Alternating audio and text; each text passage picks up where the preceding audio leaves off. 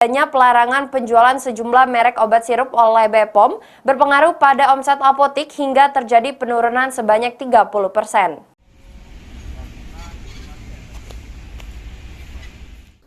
Adanya larangan penjualan sejumlah merek obat sirup oleh BPOM berpengaruh pada omset apotik hingga terjadi menurun sebanyak 30%. Salah satu pengelola apotik di Kabupaten Banyuasin mengungkapkan, masyarakat kini malah menghindari segala bentuk obat jenis sirup karena takut memicu terjadinya gagal ginjal akut pada anak. Kabar dari ini Pak, apa namanya tuh? Dari pemerintah. Sejak kapan di stop? Nyual. Mulai dari yang kemarin-kemarin yang lagi viral. Apa tuh?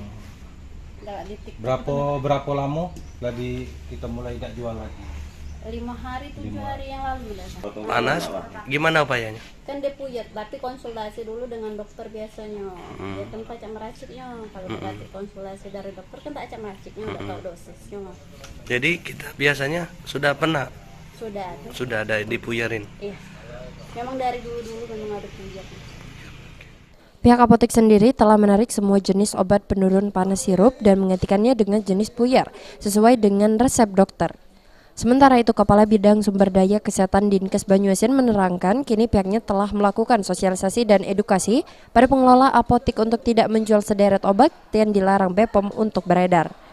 Dinkes Banyuasin untuk menghindari adanya pasien gejala ginjal akut gimana Pak?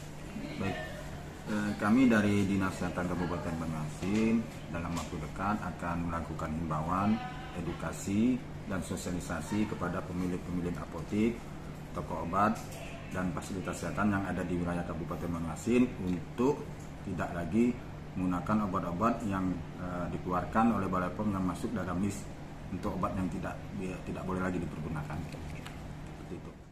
Sulaiman, PAL TV.